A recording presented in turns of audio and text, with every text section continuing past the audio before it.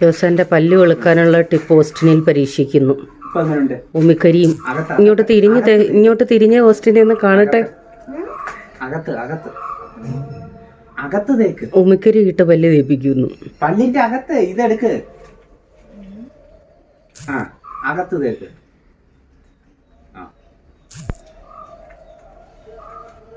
ഇങ്ങനെ തേക്ക്. ആണ്ടേ ഇങ്ങനെ ആഴ്ച ഒരു ദിവസമെങ്കിലും തേച്ചാൽ നല്ലതാ. പക്ഷെ ഒക്കത്തില്ല, നിങ്ങൾക്ക് കൊണ്ടുപോകണം അല്ലെങ്കിൽ. അങ്ങനെ പല്ലേ മൊത്തം തേക്ക്. ഇത് ഈ ഉമ്മിക്കരി എല്ലാം തേക്കണം. ഇങ്ങനെ എടുക്ക്. ആണ്ടേ അങ്ങനല്ല, അങ്ങനെ തൊടുവല്ല. ഇങ്ങനെ കയ്യിലോട്ടിടുക. എന്നിട്ട് ഇങ്ങനെ അങ്ങോട്ട് തേക്ക്. എന്നിട്ട് നിന്റെ പല്ല് വെളിയിലൊന്ന് കാണിക്കും. ഇങ്ങോട്ട് തിരിഞ്ഞ് അകത്ത് ഫ്രണ്ട് മാത്രം തേക്ക. അകം തേക്ക്. വായയുടെ അകം. മേല് തേക്ക്. മേല് തേക്ക്. പല്ല് തേപ്പിക്കൽ. ഈ സൈഡ് തേക്ക്. ഈ സൈഡ് അപ്പുറത്തെ സൈഡിലോട്ട്. അപ്പുറത്തെ സൈഡിലോട്ട് പോകും. എല്ലാ സൈഡും ഉമ്മിക്കരി എത്തി തേച്ചൊന്ന് നോക്ക്. മൈൻഡ് ഒന്ന് മനസ്സിലാക്കി എടുക്ക്.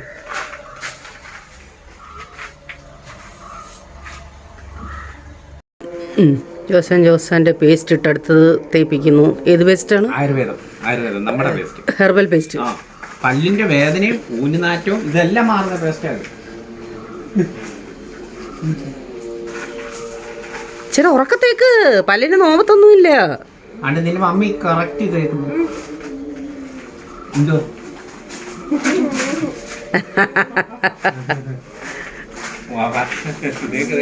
ഇച്ചിരി ഉറക്കത്തേക്ക് ശക്തിക്ക്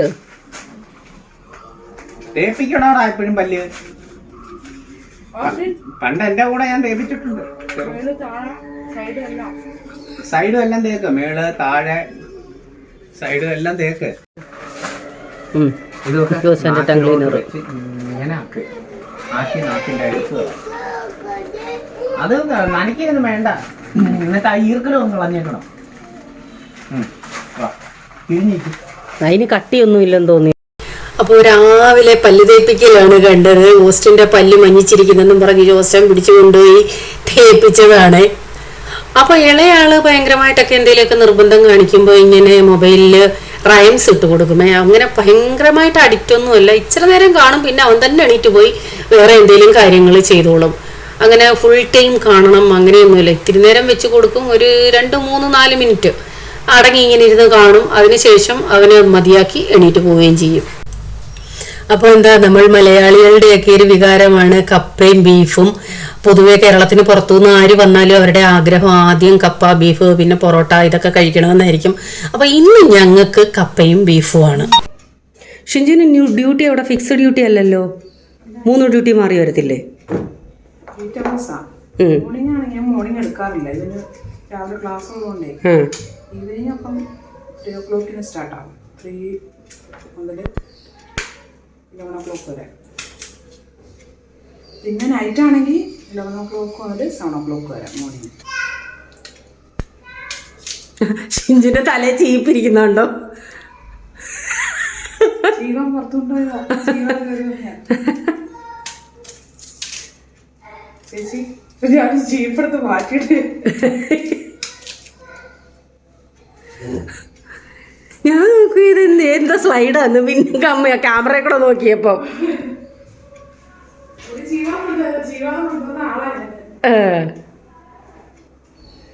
മേളിലാന്നോ എല്ലാരൂടെ?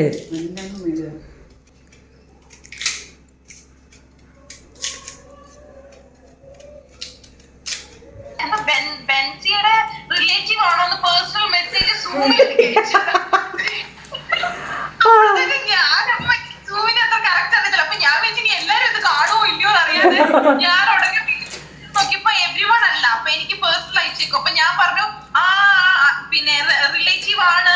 അപ്പൊ പറഞ്ഞു കൊച്ചുങ്ങളുടെ 2 ഫോട്ടോ കണ്ടപ്പോ തോന്നി അങ്ങനെയാണെന്ന്. പിന്നെ ആ ചേച്ചി എനിക്ക് വാട്സപ്പിൽ മെസ്സേജ് അയക്കും. അങ്ങനെയൊക്കെ ആയി. അപ്പോൾ ഈ കാണുന്ന ആളുകളെ മനസ്സിലായി കാണുമെന്ന് വിശ്വസിക്കുന്നു. നമ്മുടെ പഴയ വ്ളോഗിലൊക്കെ ഉണ്ടായിരുന്നു. ഇപ്പോഴും പലരും ചോദിക്കാറുണ്ട് റിജോ സുഖമായിട്ടിരിക്കുന്നോ, എന്തൊക്കെയുണ്ട് വിശേഷം. നമ്മുടെ പഴയ വ്ളോഗിൽ റിജോയും കുഞ്ഞുങ്ങളും ഒക്കെ ഉണ്ടായിരുന്നു. ഇപ്പോൾ ഫാമിലി ആയിട്ട് അവർ ഓസ്ട്രേലിയയിലാണ്. അപ്പോൾ പുതിയതായിട്ട് ആരെങ്കിലും കാണുന്നുവെങ്കിൽ ജോസാൻ്റെ അമ്മച്ചൻ്റെ മോനും ഫാമിലിയുമാണ് ഇത്. നമ്മുടെ പഴയ വ്ളോഗുകളിലൊക്കെ ഇവർ കുറേ വീഡിയോകളിലുണ്ട്. അപ്പം വീഡിയോ കോൾ ചെയ്തപ്പോൾ അവർ പറയുന്നത് അവിടെ ഒരു മീറ്റിംഗ് നടന്നുകൊണ്ടിരുന്നപ്പോൾ സൂം മീറ്റിംഗ് നടന്നുകൊണ്ടിരുന്നപ്പോൾ അതിനകത്ത് നമ്മുടെ ചാനൽ കാണുന്ന ഒരാൾ ഇത് ബെൻസിയുടെ റിലേറ്റീവ്സ് ആണോ എന്ന് ചോദിച്ച് അവരെ പരിചയപ്പെട്ടു. ആ കാര്യങ്ങളൊക്കെ പറയുവാണേ. ജോസാന്റെ ബ്രദറിന്റെ പേര് ബിനു, ബിനുവിന്റെ വൈഫാണ് ഷിഞ്ചു. മക്കളുടെ പേര് ഞാൻ നേരത്തെ പറഞ്ഞല്ലോ. അപ്പൊ കുറെ പേര് കഴിഞ്ഞ വ്ളോഗിൽ ചോദിച്ചു കേട്ടോ എന്താണെന്ന് പരിചയപ്പെടുത്താൻ. അവര് നേരത്തെ പല വ്ളോഗുകളിലും ഉണ്ടെന്നേ. ഞങ്ങൾ ബോംബെയിലുള്ളപ്പോൾ ഞങ്ങൾ വെക്കേഷന് വരുമ്പോഴായിരിക്കും അവർ ഇവിടെ നാട്ടിൽ വരുന്നത്. ഞങ്ങൾ ഒരുമിച്ച് ഔട്ടിങ്ങിന് പോയതും പിന്നെ കറങ്ങാൻ പോയതും പല വീഡിയോകളും ഫാമിലി വ്ളോഗ്സ് ഒക്കെ ഇട്ടിട്ടുണ്ട്. അപ്പോൾ എല്ലാവർക്കും അറിയാമല്ലോ എന്ന് കരുതിയാണ് ഞാനൊന്നും കൂടുതൽ പറയേണ്ട ആവശ്യമില്ലല്ലോ, അതുകൊണ്ടാണ് പറയാത്തത്. അപ്പൊ ഷിഞ്ചു അങ്ങോട്ട് പറയുകയായിരുന്നു അവർ സൗദി ചെന്ന സമയത്ത് നെയ്ബേഴ്സിനെയൊക്കെ പരിചയപ്പെടാൻ പോയപ്പോ ഷിഞ്ചുവിന്റെ അടുത്ത് ഇതുപോലെ ചോദിച്ചെന്ന്. എന്നിട്ട് പറഞ്ഞു നിങ്ങള് പിന്നെ ഹെൽപ്പ് മീ ലോഡിലെ ബെൻസിയുടെ റിലേറ്റീവ്സ് ആരെങ്കിലും ആകും, പിള്ളേരെ കണ്ടതുപോലെ ഉണ്ട് എന്നൊക്കെ പറഞ്ഞ് എനിക്ക് മെസ്സേജ് അയച്ചു. അപ്പൊ ഞാൻ തിരിച്ചയച്ചു അതെ അതെ എന്ന് പറഞ്ഞു. തിരിച്ചയച്ചു പിന്നെ വലിയ റിപ്ലൈ ഇല്ല. അപ്പം പിന്നെ ബെൻസി കണക്ട് ആയി. അയ്യോ അത് കൊള്ളായിരുന്നു. ഇവരാരും എന്താവാ എനിക്ക് മെസ്സേജ് ഇടാത്തേ?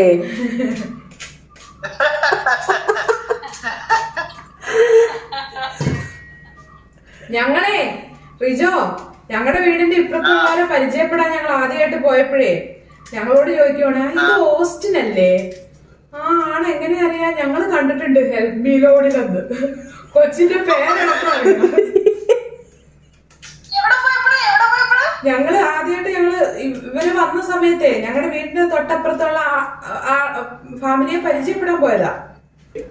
അപ്പോൾ ഇന്ന് ഞാൻ പറഞ്ഞില്ലേ കപ്പയും ബീഫും. അപ്പോൾ ഞാൻ എന്താ ഇഞ്ചിയും ഉള്ളിയും വെളുത്തുള്ളിയും ഒക്കെ പൊളിക്കുവാണ്. സാവധാനം കാറ്റൊക്കെ കൊണ്ടിങ്ങനെ ഇരിക്കുന്നു. ഇത് കഴിഞ്ഞ ദിവസം ഉണ്ടല്ലോ കഴുകി വൃത്തിയാക്കി ഞാൻ വീഡിയോ കാണിച്ചില്ലേ. അപ്പോൾ ആ കുരുമുളക് പിന്നെ എനിക്ക് സത്യം പറഞ്ഞാൽ അന്ന് തന്നെ പൊടിച്ച് വെക്കണമെന്നുണ്ടായിരുന്നു, സമയം കിട്ടിയില്ല. ഇപ്പോൾ ഇച്ചിരി ബീഫിന് വേണ്ടി മുളക് പൊടി വേണമല്ലോ കുരുമുളക്, അപ്പോൾ കുറച്ച് നമുക്ക് പൊടിക്കാം.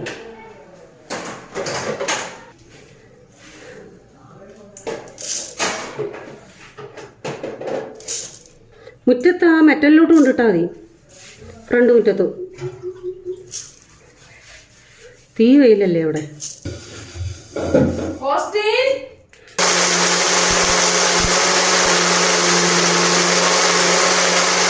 സേഫ്റ്റി പിൻ വെച്ചാ ഞാൻ കുത്തുന്നത്,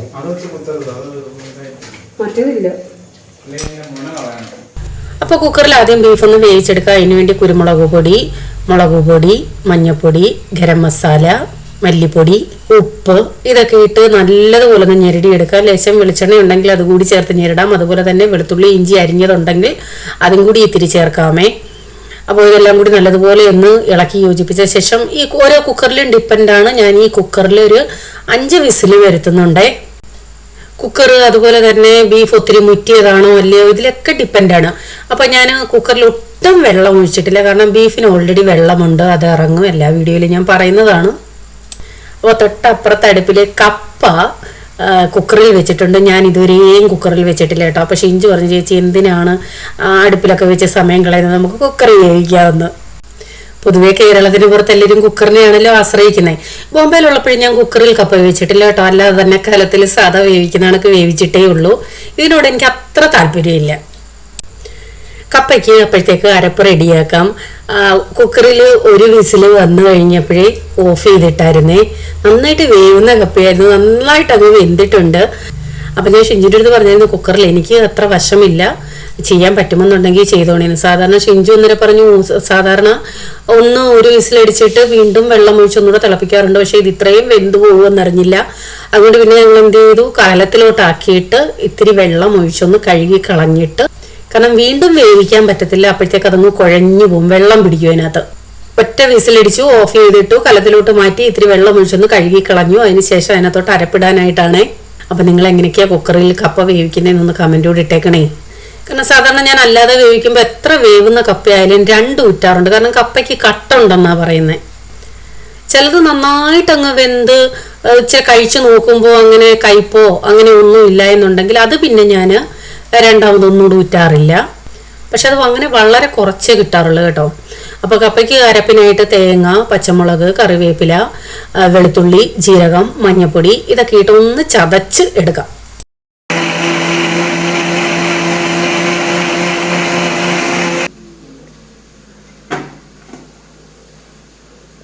അങ്ങനെ ഇട്ടാ നാരങ്ങ കഴിക്കത്തില്ലേ ഷിഞ്ചു?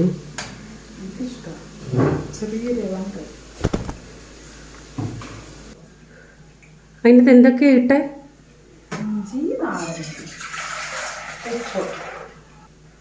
ഞാൻ നാരങ്ങ വെള്ളത്തിന് ഇച്ചിരി പച്ചമുളക് കൂടെ ഇടും. അതിൻ്റെ ആ ഒരു എരിയും ഇഞ്ചിയുടെ എരിയും ഒരു പ്രത്യേക ടേസ്റ്റ്. അയച്ച ഐസും കസ്കസ് എൻ്റെ തീർന്നു. എല്ലാത്തിലും മൂരുമുളത്തിലും കസ്കസ് ഇടുമായിരുന്നു. അവിടുത്തെ നാരങ്ങ ആയിരിക്കത്തില്ല ഷിഞ്ചു, ഇവിടുത്തെ വ്യത്യാസം കാണും. ഷിഞ്ചു ഉപ്പിട്ടൊരു നാരങ്ങ വെള്ളം ഉണ്ടാക്കിയതാണ്. ഞാനിങ്ങനെ നാരങ്ങ കട്ട് ചെയ്തിട്ട് ഡയറക്റ്റ് മിക്സിയിലിട്ട് ഉണ്ടാക്കിയിട്ടേ ഇല്ല. കാരണം ഒരു പ്രാവശ്യം ഞാൻ അങ്ങനെ ചെയ്തപ്പോൾ ഭയങ്കര കയ്പായിരുന്നു. അതിൽ പിന്നെ ഞാൻ ഇതുവരെ ട്രൈ ചെയ്തിട്ടേ ഇല്ല. പക്ഷെ ഇന്നിങ്ങനെ ചെയ്തപ്പോൾ എനിക്ക് തോന്നുന്ന നാരങ്ങയുടെ വ്യത്യാസമായിരിക്കാം കേട്ടോ. ഒട്ടുമേ കയ്പില്ലായിരുന്നു, നല്ല സുഖമായിരുന്നു കുടിക്കാനായിട്ട്. അപ്പോൾ പറഞ്ഞത് ആ ബീഫിൻ്റെ ബാക്കി കാര്യങ്ങൾ നമ്മൾ വിറകടുപ്പിലാണ് ചെയ്യുന്നത്. ചട്ടി വെച്ചു, വെളിച്ചെണ്ണ ഒഴിച്ചു, ഇഞ്ചിയും വെളുത്തുള്ളി ഇട്ട് കുറച്ച് കറിവേപ്പിലയും കൂടി ഇട്ട് അത്യാവശ്യം ഒന്ന് വഴറ്റിയെടുക്കാം. ഇപ്പോൾ ഫുൾ സ്റ്റീം പോയ ശേഷമാണ് ബീഫ് തുറന്ന് നോക്കി. അത്യാവശ്യം നല്ല രീതിയിൽ വെന്തിട്ടുണ്ട്. ഇനി നമുക്ക് ബാക്കി മസാലയിലിട്ട് വേവിക്കണമല്ലോ. അന്ന് വഴണ്ട ശേഷം അതിലേക്ക് സവാളയും കൂടി ഇട്ട് സവാള അത്യാവശ്യം നന്നായിട്ടൊന്ന് വഴറ്റിയെടുക്കണം. അപ്പോൾ വിറകടുപ്പിലായതുകൊണ്ട് തന്നെ പെട്ടെന്ന് നന്നായിട്ട് സവാള വഴണ്ട് കിട്ടും. അപ്പോൾ ആ അടുപ്പിൽ പ്രത്യേകിച്ച് വിറകൊന്നും വെക്കണ്ട, നല്ല ചൂടായിട്ട് കിടക്കുകയാണ്. ചോറ് വെച്ചു, കുടിക്കാൻ വെള്ളം തിളപ്പിച്ചു, പിന്നാണ് ബീഫ് വെച്ചിരിക്കുന്നത്. ആ അത് ശരി, പിള്ളേർക്കെല്ലാം വെള്ളത്തിൽ കളി. അപ്പോൾ ഇളയാളെ ഇടയ്ക്ക് ഉറക്കിയിട്ടാണ് അടുക്കള ജോലിക്ക് നിന്നെ. പൂച്ച ഉറക്കമാണ്, പെട്ടെന്ന് എണീറ്റു. അപ്പോൾ തുണി കഴുകാൻ പോകുമ്പോൾ അവന് അവിടെ ചെന്ന് നിന്ന് വെള്ളത്തിൽ കളിക്കണം, അല്ലെന്നുണ്ടെങ്കിൽ അവിടെ മേളമായിരിക്കും. എടുത്താലൊന്നും നിൽക്കത്തില്ല, അവനിങ്ങനെ ഓടി നടക്കണം.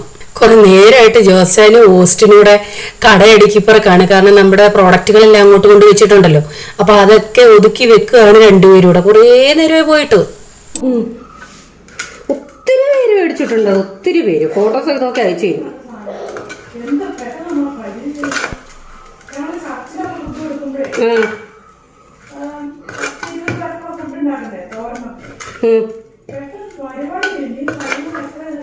ഞാൻ ഒരുമാതിരിപ്പെട്ട എല്ലാം അതിനകത്ത് അരിയുന്നത്. അപ്പോൾ കാര്യം പറച്ചിലിനിടയ്ക്ക് ബാക്കി ഭാഗം ഷൂട്ട് ചെയ്യാൻ മറന്നുപോയി കേട്ടോ. അതിനകത്തോട്ട് മസാലകൾ ചേർത്തിട്ടുണ്ട്. മുളക് പൊടിയും മല്ലിപ്പൊടിയും ലേശം ഗരം മസാലയും കൂടെ ചേർത്ത് നല്ലതുപോലെ ഒന്ന് മൂപ്പിച്ച് അടുപ്പിൽ നിന്നും വാങ്ങി വെച്ചിട്ടാണ് ചെയ്തത്. കാരണം അടുപ്പിൽ ഭയങ്കര ചൂടാണ്. അതിനുശേഷം വേവിച്ച് വെച്ചിരിക്കുന്ന ബീഫ് അതിനകത്തോട്ടിട്ട് നല്ലതുപോലെ ഇളക്കി യോജിപ്പിക്കാം. അപ്പോൾ ഷിഞ്ചു പറഞ്ഞുകൊണ്ടിരുന്നത് എൻ്റെ വീഡിയോ കണ്ടിട്ട് അവരും അവിടെ ചോപ്പർ മേടിച്ചു. ഭയങ്കര ഉപകാരമാണ്, നല്ല യൂസ്ഫുൾ ആയിട്ടുള്ള ഒരു പ്രോഡക്റ്റ് ആണെന്ന് പറയുമായിരുന്നു. അപ്പോൾ ആവശ്യത്തിന് വെള്ളവും ചേർത്ത് ഉപ്പും ചേർത്ത് നല്ലതുപോലെ ഒന്ന് വറ്റിച്ചെടുക്കാം. അത് മസാലയൊക്കെ പിടിക്കാൻ ആവശ്യമായ വെള്ളം ചേർത്ത് കൊടുക്കണം, ഓവറായിട്ട് വെള്ളം ഒഴിക്കരുത്. കഴിഞ്ഞ പ്രാവശ്യം ഷിഞ്ചുവും ബിനുവും ഒക്കെ സൗദിക്ക് തിരിച്ചു പോയപ്പോൾ തുണികളൊക്കെ ഉള്ളത് ഫേസ് ബോർഡിനകത്താക്കി വെച്ചതാണ്. അപ്പോൾ അതിപ്പോൾ ഓപ്പൺ ചെയ്തത്, അതായത് തുറന്നു നോക്കിയത് അതിനകത്ത് എന്തൊക്കെയുണ്ട്, കളയാനുള്ളതുണ്ടോ, നല്ലതുണ്ടോ, വെയിൽ കൊള്ളിച്ചെടുക്കാനുള്ളതുണ്ടോ, കഴുകിയെടുക്കാനുള്ളതുണ്ടോ എന്നൊക്കെ നോക്കിയതൊക്കെ. അവർ കഴിഞ്ഞ പ്രാവശ്യം പോയപ്പോൾ ഞങ്ങൾ ബോംബെയിലായിരുന്നു. അപ്പം ഞാൻ പറഞ്ഞു എല്ലാം നല്ലതാണ്, കളയണ്ട, ഇവിടെ ഈ ആശ്രമത്തിൽ നിന്നൊക്കെ ഓരോരുത്തർ വരുമേ തുണിയുണ്ടോ എന്ന് ചോദിച്ചിട്ട് അവർക്ക് കൊടുക്കാമെന്ന്. അപ്പോൾ കൊച്ചുങ്ങൾ ഓരോ ദിവസവും കുറേ ഡ്രസ്സ് മാറുമല്ലോ, അത് മെഷീനിലിട്ട് കഴുകാറുമില്ല, ഹാൻഡ് വാഷാണ് ചെയ്യുന്നത്. അതുകൊണ്ട് ഓരോ ദിവസവും അന്നെന്നുള്ളതും കഴുകിയിടും. തണുപ്പ് മാറിയ ഓറഞ്ച് തോതി കാണും, അതിട്, എന്നിട്ട് ചുമക്കണം കേട്ടോ. അപ്പോൾ ബീഫ് വിറകടുപ്പിലായതുകൊണ്ട് തന്നെ അതാ തീ ചൂടത്ത് കിടന്ന് ഞാൻ ഇടയ്ക്ക് 1-2 പ്രാവശ്യം ഇളക്കി കൊടുത്തു, അത്രയേ ഉള്ളൂ. അത് നന്നായിട്ട് കറി കുറുകിയിട്ടുണ്ട്. ലാസ്റ്റിൽ കടുക് താളിച്ചൊഴിച്ചു അതിനകത്ത്. അതുകൊണ്ട് തന്നെയാണ് ആദ്യം കടുക് പൊട്ടിക്കാതെ വെളുത്തുള്ളി ഇഞ്ചിയൊക്കെ ഇട്ടതേ. താളിക്കാനായിട്ട് എടുത്തിട്ടുള്ളത് വെളിച്ചെണ്ണ ഒഴിച്ചു, കടുക് പൊട്ടിച്ചു. അതിനുശേഷം കൊച്ചുള്ളിയാണ് എടുത്തിരിക്കുന്നത്. കൊച്ചുള്ളിയും കറിവേപ്പിലയും ലേശം ഗരം മസാലയും കൂടി ഇട്ട് താളിച്ചൊഴിക്കാം. നല്ല ടേസ്റ്റി കറിയായിരുന്നു കേട്ടോ. പ്രത്യേകിച്ച് വിറകടുപ്പിൽ വെക്കുമ്പോൾ ഒരു രുചി കൂടും. ഇടയ്ക്ക് പല കാര്യങ്ങളും എനിക്ക് വീഡിയോ എടുക്കാൻ പറ്റിയിട്ടില്ല. ആവശ്യം അങ്ങോട്ടോടും ഇങ്ങോട്ടോടും, അവിടെ കുറച്ച് നേരം കാര്യം പറഞ്ഞു നിൽക്കും, ഇവിടെ കുറച്ച് നേരം കാര്യം പറഞ്ഞു നിൽക്കും. പിന്നീടാണ് ഞാൻ ഓർക്കുന്നത്, അയ്യോ ഞാൻ വീഡിയോ എടുക്കുവാണല്ലോ എന്ന്. കപ്പ കഴിക്കേണ്ടത് കൊണ്ട് തന്നെ ലേശം ഗ്രേവി ഇട്ടിട്ടുണ്ട്. പക്ഷേ ചട്ടിയിലാണ് ഇരിക്കും തോറും അത് കുറേ അങ്ങ് കുറുകിയായിരുന്നു. ഇന്നലത്തെ കറിയും തോരനും ഒക്കെ ഉണ്ട്. അപ്പോൾ ഇന്ന് കപ്പയും ബീഫും ചോറും മാത്രമേ വെച്ചുള്ളൂ. ഇളയാൾ പെട്ടെന്നൊന്നും ആരെടുത്തും അടുക്കത്തില്ല കേട്ടോ, കുറേ സമയം പിടിക്കുമോ അടുക്കാനായിട്ട്. പക്ഷേ മൂത്തയാൾ ഓസ്റ്റിൻ അങ്ങനെ അല്ലായിരുന്നു. കൊച്ചിലെ എല്ലാവരുമായിട്ടും പെട്ടെന്ന് എടുക്കുമായിരുന്നു. കപ്പയും പച്ചമോരും അല്ലെങ്കിൽ കപ്പയും കാച്ചിയ മോരും, അതുപോലെ ചക്ക പച്ചമോരും ഒക്കെ നിങ്ങൾ കഴിച്ചിട്ടുണ്ടോ? നല്ല ടേസ്റ്റാണ് കേട്ടോ. അതുകൊണ്ട് പച്ചമോര് വേണ്ടവർക്ക് വേണ്ടി കുറച്ച് അതും ഉണ്ടാക്കി. എവിടെ കയറിപ്പോയി? വാ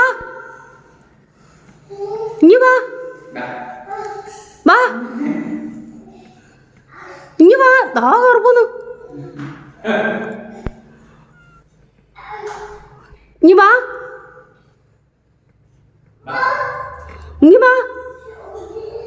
എന്താണ്ടൊക്കെ പറയുവാ.